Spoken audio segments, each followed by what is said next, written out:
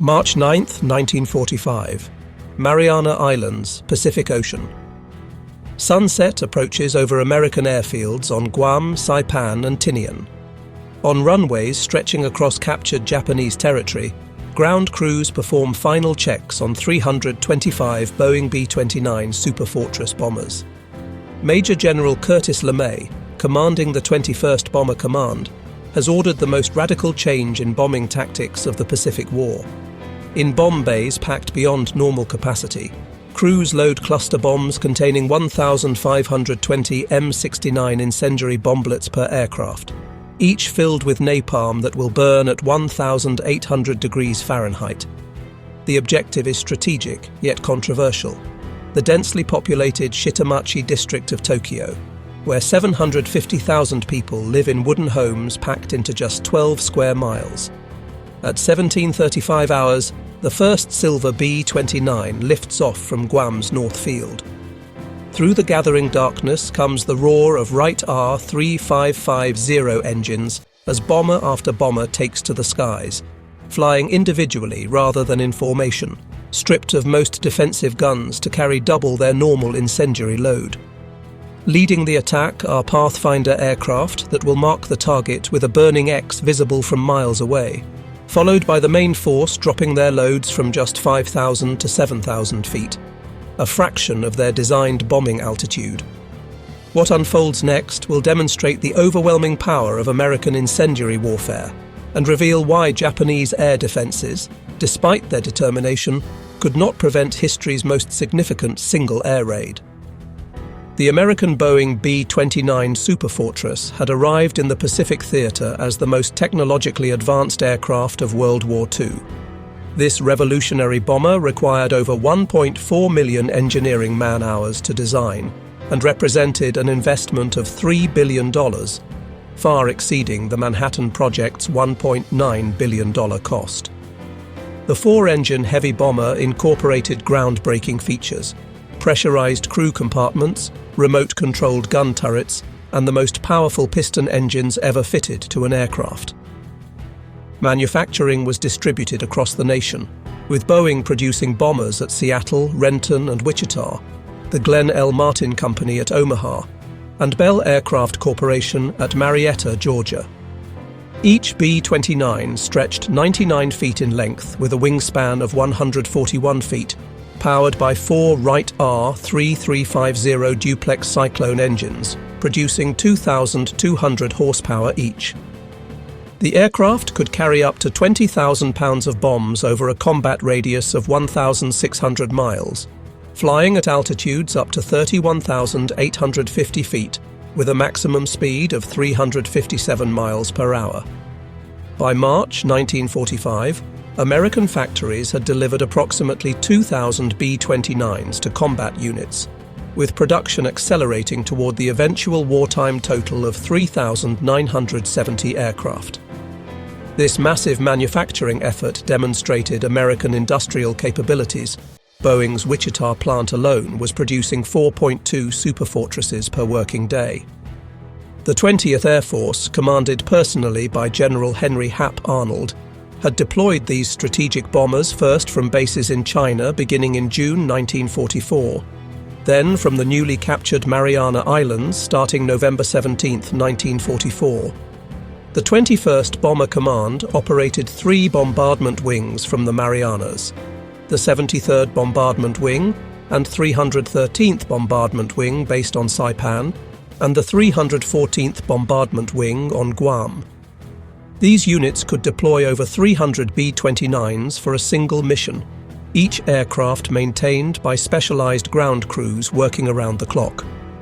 Standing in stark contrast was Japan's air defense system by early 1945. The Imperial Japanese Army and Navy operated separate, uncoordinated command structures with minimal communication between services. Their primary night fighter, the Nakajima J-1N Gecko, Moonlight, had been hastily converted from a reconnaissance aircraft. Armed with twin 20mm Type 99 cannons firing upward at a 30-degree angle and another pair firing downward, the Gecko could theoretically attack bombers from unexpected angles. However, Japan had produced only 479 of these aircraft throughout the war, with many already lost. The Kawasaki Ki-45 Toryu Dragon Killer served as another night fighter option, equipped with a 37mm cannon in the nose and oblique-firing 20mm cannons. But only 1,701 had been manufactured since 1941. Without radar for night interception, these aircraft relied on searchlights and visual identification, nearly impossible tasks against fast-moving bombers in darkness. Ground-based defences were equally inadequate.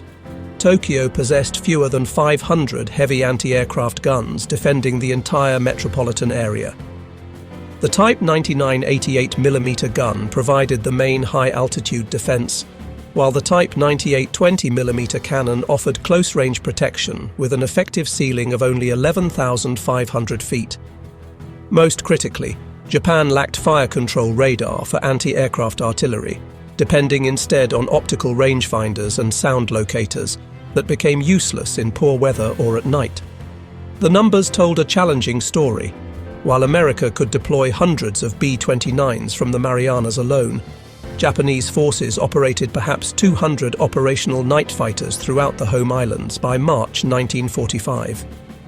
Fuel shortages restricted training flights, leaving new pilots with minimal night flying experience.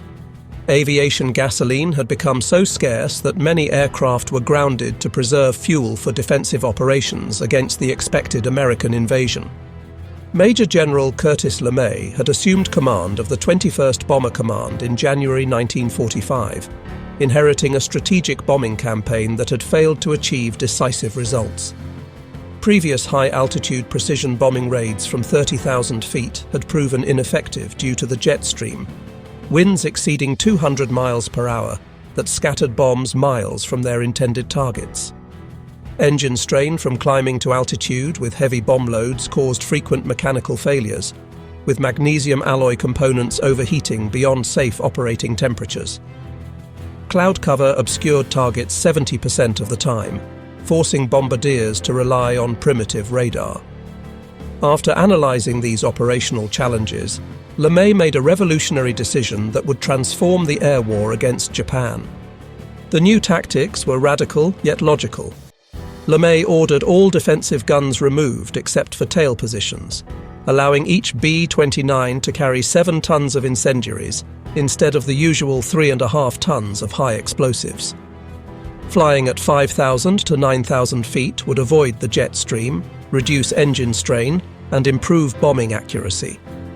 Night attacks would minimize exposure to Japanese fighters, which lacked radar and trained night fighter pilots. Individual aircraft would navigate by LoRaN radio signals, attacking in a continuous stream over several hours rather than concentrated formations. Weather forecasters predicted ideal conditions for March 9th to 10th. Clear skies with strong surface winds that would spread fires across the target area. The target selection revealed the operation's strategic nature. American planners selected areas where Japanese cottage industries produced aircraft parts, electrical equipment and precision instruments in small workshops integrated within residential zones.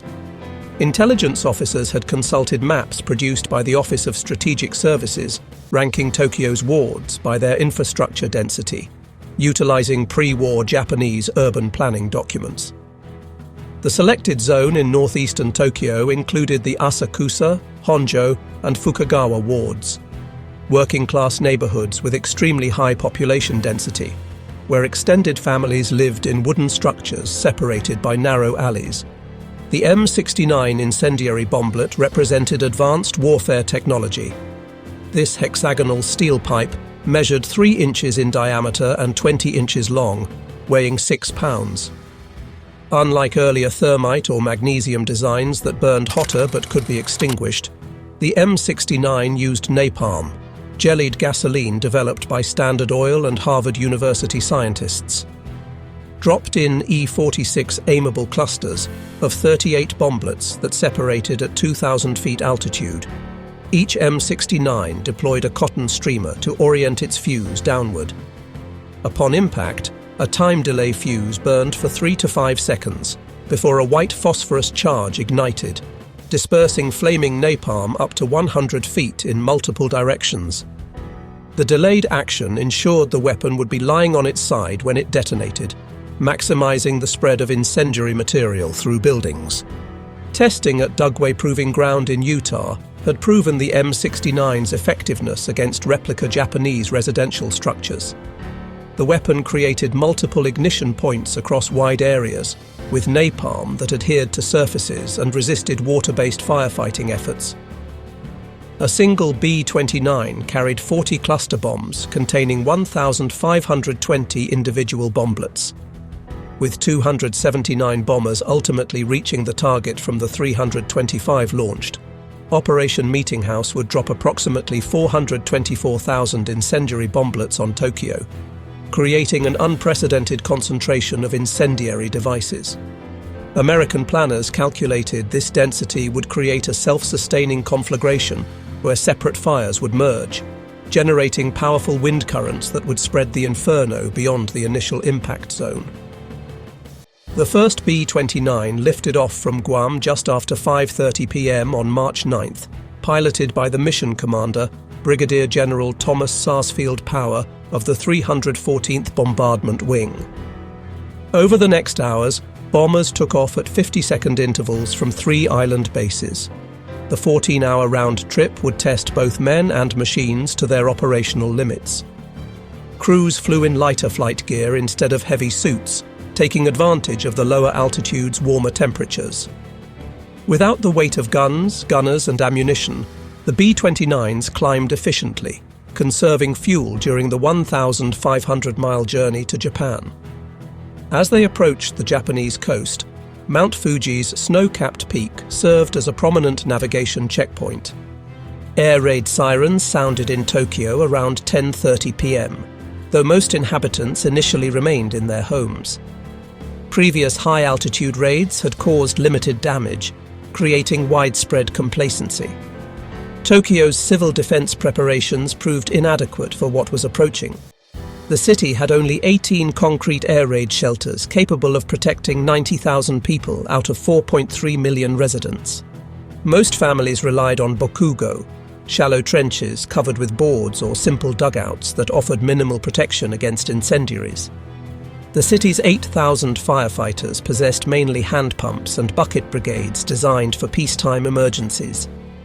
Neighborhood associations had organized civilian firefighting groups, consisting primarily of elderly residents, women and teenagers, equipped with sand buckets and water containers. The first Pathfinder B-29s arrived over Tokyo at 12:08 a.m. on March 10th, approaching from different directions to mark the target zone. Flying at just 5,000 feet, they dropped M47 napalm bombs that immediately created visible fire markers, forming an enormous burning X. The main force arrived minutes later, with bombardiers aiming for the illuminated marker. Weather conditions proved significant for the operation. Clear visibility with surface winds between 17 and 28 miles per hour, though gusts reached up to 45 miles per hour. As the M69 clusters separated and descended, observers described them as metallic objects glinting in the firelight, a sight that preceded unprecedented urban destruction. Within minutes, thousands of individual fires erupted across the target zone. The strong winds quickly spread flames from building to building, merging separate blazes into a massive conflagration. Temperatures at ground level exceeded 1,800 degrees Fahrenheit, sufficient to melt glass and metal infrastructure. The superheated air created powerful updrafts, generating intense wind vortices that lifted debris high into the air. Streets became impassable as asphalt ignited, and wooden buildings collapsed from the extreme heat. The sound of the inferno overwhelmed all other noise, while smoke and heat reduced visibility to mere feet. 24-year-old Yoshiko Hashimoto was at home in Tokyo's Sumida district with her 13-month-old baby when the attack began. Her husband, an army officer, was on guard duty across the city. She would later provide testimony for historical records. The B-29s were dropping numerous firebombs, and it sounded like heavy rain. I was astounded to see the intensity of the air raid. I had never seen one before. As fires spread rapidly, Yoshiko fled with her parents, baby and sisters through streets filled with evacuating residents. The narrow alleys of Shitamachi became extremely dangerous as thousands attempted to escape simultaneously. Parents became separated from children in the confusion. Elderly residents who fell were unable to continue. Firefighting brigades abandoned their equipment when temperatures made it impossible to approach the flames. At the Sumida River, Yoshiko witnessed scenes of chaos. Burning debris was falling around us, and the wind was intensifying. Burning materials, signboards, wooden doors, and household items were airborne. Warehouses on both riverbanks were engulfed in flames. Her father pushed her and the baby into the water, an action that saved their lives, but her mother perished along with Yoshiko's father and sister Etsuko. Across the burning district, similar tragedies occurred repeatedly. Those who entered canals faced extreme water temperatures. Others were overwhelmed in the rush as thousands tried to reach water simultaneously. The conflagration's winds were powerful enough to move people significant distances, while some were found far from their original locations. Police stations, hospitals, and designated evacuation centers became surrounded by flames. At Kikukawa Elementary School, a designated shelter, investigators later found only metal objects and remains among the ashes where hundreds had sought safety. Buddhist temples that had existed for centuries were destroyed, along with those who had sought shelter there. The extreme conditions created by the inferno meant that even those in shelters faced severe challenges from heat and smoke. The superheated air caused severe respiratory damage to those exposed even briefly. Following the raid, casualty estimates varied significantly among different authorities. The United States Strategic Bombing Survey calculated 87,793 fatalities and 40,918 injuries. The Tokyo Metropolitan Police Department reported 83,793 deaths and 40,918 wounded. The Tokyo Fire Department estimated 97,000 killed and 125,000 wounded. Historical consensus indicates that over 100,000 people died, exceeding the immediate casualties from either atomic bombing. The attack destroyed 267,171 buildings across 15.8 square miles, eliminating 25% of Tokyo's structures. Over 1 million survivors lost their homes. The industrial impact was severe. More than half of Tokyo's manufacturing occurred in small workshops within residential areas, and their destruction significantly impacted production of essential war materials. Thousands of skilled workers were lost or displaced from the city. American losses were comparatively minimal. 14 B-29s failed to return, with 96 airmen listed as killed or missing. Several bombers encountered severe turbulence from thermal updrafts created by the fires, causing loss of control. Others received anti-aircraft damage during their low-level runs, though Japanese gunners struggled to track aircraft at such unusual altitudes. Aircrew members later reported detecting smoke even at their operational altitude. Crews who had initially questioned LeMay's tactics were sobered by the operation's scale and impact. General LeMay later reflected on the moral implications. "I suppose if I had lost the war, I would have been tried as a war criminal." General Arnold sent congratulations. "This shows your crews have the guts for anything." The operation's impact immediately influenced American strategy. Within 10 days, similar raids struck Nagoya, Osaka, and Kobe, affecting Japan's 4 largest cities. The campaign then paused only because the 21st Bomber Command had exhausted its incendiary bomb supply. Production immediately increased, with American factories prioritizing M69 manufacturing. The contrast between American and Japanese capabilities had reached its maximum disparity. While the United States could replace lost B-29s within weeks, Japan could not rebuild its destroyed urban areas or replace lost workers. American industrial production exceeded Japan's by a factor of 10, while technical advantages made each American weapon significantly more effective. The B-29 program's $3 billion cost exceeded Japan's entire 1945 military budget. While America produced 50,000 tons of incendiary bombs monthly by mid-1945, Japan struggled to maintain basic ammunition supplies. The methodical nature of American operations reflected a scientific approach to warfare. The Chemical Warfare Service had constructed detailed replicas of Japanese neighborhoods at WWII Proving Ground using pre-war architectural plans. Standard Oil Development Company created napalm through extensive chemical research. Harvard and the University of Chicago contributed analytical studies on fire propagation patterns. This integration of scientific research with military operations contrasted with Japanese military doctrine that emphasized traditional values over material considerations, an approach that proved inadequate against modern warfare methods.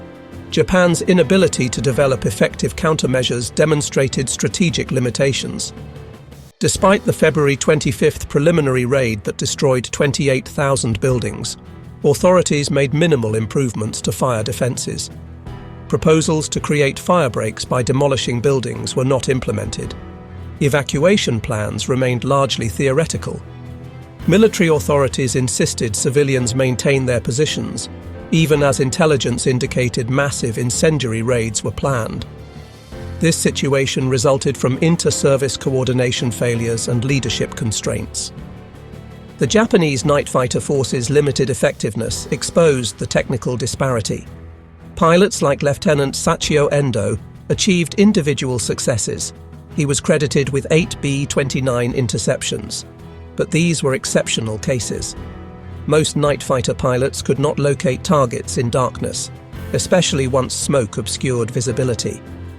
Without airborne radar, pilots depended on ground controllers using acoustic detection, methods that became ineffective once fires started. The few pilots who intercepted B-29s found their 20mm cannons often insufficient against the bomber's robust construction, unless they achieved critical hits on engines or fuel systems. Some pilots attempted ramming attacks, sacrificing themselves for single bomber kills. Tokyo's fire department exemplified Japan's infrastructural limitations. The city operated 286 fire engines, mostly manual pump units requiring multiple operators. Water pressure was insufficient for large-scale firefighting, while infrastructure damage compromised the water distribution system. Fire department procedures emphasized protecting individual structures through traditional methods, approaches inadequate against thousands of simultaneous ignition points. When the conflagration began, most fire companies were overwhelmed rapidly, their equipment destroyed and personnel forced to evacuate. The psychological impact on survivors was profound and lasting. Many described feeling that traditional protection systems had failed. Refugees departing Tokyo spread accounts throughout Japan, their experiences contradicting official information about the war situation. Worker attendance at factories declined significantly as civilians lost confidence. The term routine air raid entered common usage as cities were systematically targeted. By August 1945, 66 Japanese cities had experienced major incendiary attacks, with much of urban Japan severely damaged before the atomic bombings occurred. The operation's success influenced American planning for Operation Downfall, the planned invasion of Japan. Military planners calculated that continued incendiary raids would eliminate remaining industrial capacity by October. LeMay believed that strategic bombing alone might compel surrender without requiring invasion. Joint Chiefs of Staff estimates indicated that conventional bombing had already caused approximately 900,000 civilian casualties and would cause millions more if the conflict continued. These assessments influenced President Truman's decision regarding atomic weapons, viewing them not as alternatives to conventional bombing, but as potentially decisive psychological weapons. The human dimension transcended national boundaries. American air crews carried psychological burdens for years, processing their role in the operation despite wartime context. Richard Bale of the 9th Bombardment Group could observe the fires clearly from his aircraft, an image that remained with him. Japanese survivors lived with lasting physical and emotional effects. Families on both sides experienced irreplaceable losses that affected multiple generations. The raid created numerous orphans and widows, overwhelming social support systems and contributing to post-war challenges. Recovery efforts revealed the comprehensive nature of the destruction. Medical facilities in the target area were eliminated, along with educational institutions, religious buildings, and administrative centers. The morning of March 10th revealed a transformed landscape where eastern Tokyo had existed. Only concrete and brick structures remained standing across miles of ash-covered ground.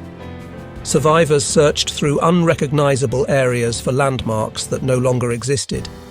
Recovery teams required heavy equipment to clear areas. Many victims could not be identified. Mass funeral services continued for weeks. Waterways remained blocked with debris for extended periods. The industrial impact exceeded initial projections.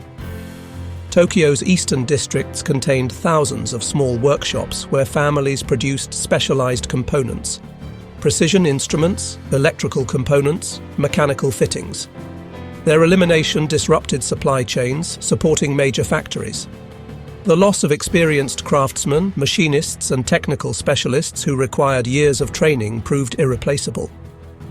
Worker productivity in surviving facilities declined as employees dealt with personal losses, housing challenges, and diminished morale.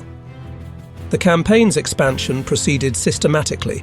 After replenishing incendiary supplies, operations resumed in May with refined techniques achieving greater efficiency. By July, B-29s were distributing warning leaflets before raids, informing civilians which cities were targeted next. Psychological operations demonstrating complete air superiority. These missions became routine operations, with some encountering minimal opposition. Japanese defensive capabilities progressively weakened as experienced pilots were lost, ammunition depleted, and civil defense systems collapsed. International legal considerations remain subjects of historical debate. The 1907 Hague Convention addressed bombardment of undefended cities, but interpretations of defended and military targets proved complex. Post-war tribunals prosecuted certain leaders for civilian targeting, but did not address Allied bombing campaigns. The precedent established that military necessity could justify civilian area impacts influenced subsequent international humanitarian law development, despite advances in precision weapons technology. Weather conditions' role in amplifying the operation's effects demonstrated American utilization of environmental factors. The March 9th to 10th raid was deliberately scheduled for predicted strong winds following a dry period. Meteorologists analyzed Japanese weather patterns extensively, identifying optimal conditions for fire spread. The varying wind speeds that night, between 17 and 45 miles per hour depending on location, exceeded some predictions. This integration of meteorological science with military planning exemplified American operational approaches. Individual B-29 crews experienced the mission differently than planners anticipated.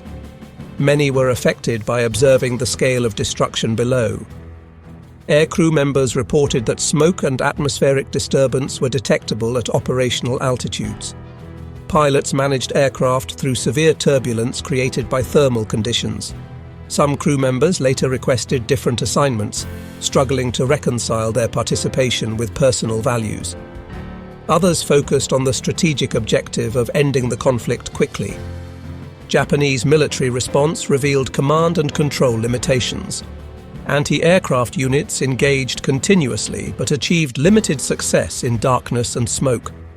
Fighter squadrons launched 90 sorties but accomplished scattered interceptions. Fire department leadership received insufficient warning about the raid's scale. Military authorities prioritized protecting government and military facilities, while civilian areas burned. Communications failed as infrastructure was destroyed, and messengers could not traverse affected areas. Post-war memorialization reflects evolving historical perspectives. Unlike Hiroshima and Nagasaki, which gained international recognition, Tokyo's firebombing remained less widely known outside Japan. Survivors advocated for decades to have their experiences documented. Katsumoto Saotomi, himself a survivor, established the center of the Tokyo raids and war damage, preserving testimonies that might otherwise have been lost. The challenge of commemorating civilian losses while acknowledging historical context created complex memorial narratives.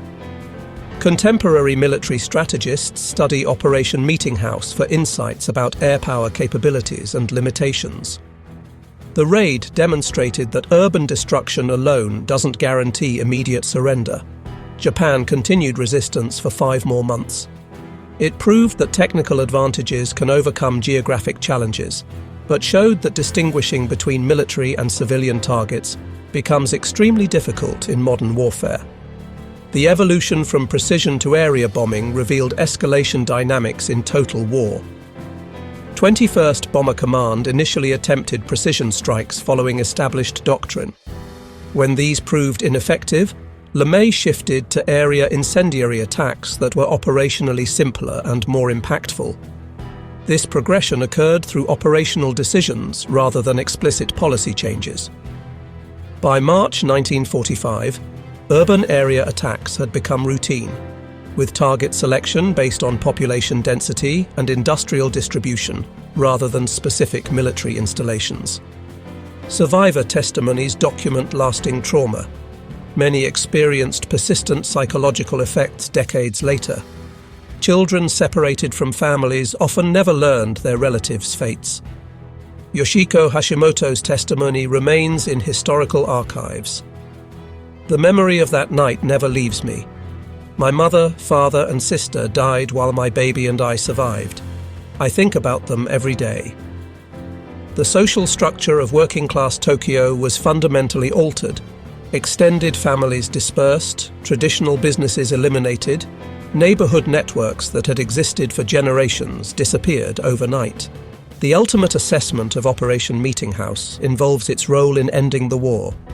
While historians debate whether strategic bombing alone could have compelled surrender, the raids clearly accelerated Japan's military collapse. The systematic urban destruction created conditions where continued resistance became increasingly difficult. Emperor Hirohito later referenced the bombing campaigns and domestic situation as factors in the surrender decision.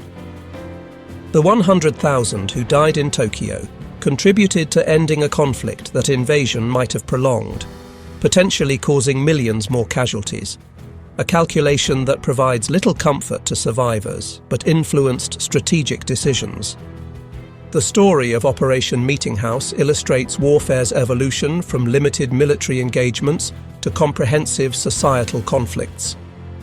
Residential areas built over generations were destroyed in hours by weapons manufactured thousands of miles away. The conflict that began with territorial expansion ended with advanced technology affecting civilian populations who had minimal direct military involvement. The disparity between B-29s carrying sophisticated incendiaries and Japanese defenders equipped with basic firefighting tools illustrated the decisive importance of industrial and technical capabilities. The historical irony remains that this operation's impact was overshadowed by atomic bombings 5 months later. The greater immediate casualties of March 10th became less prominent compared to nuclear weapons' unique nature, allowing conventional bombing to receive less scrutiny. This historical perspective permitted continued development of conventional area effect weapons, various incendiary weapons in subsequent conflicts, without the prohibition associated with nuclear arms. The statistics provide only partial understanding. 325 B-29s launched, 279 reaching target, 1,665 tons of incendiaries dropped, 15.8 square miles affected, 267,171 buildings destroyed, 100,000 casualties, 1 million displaced.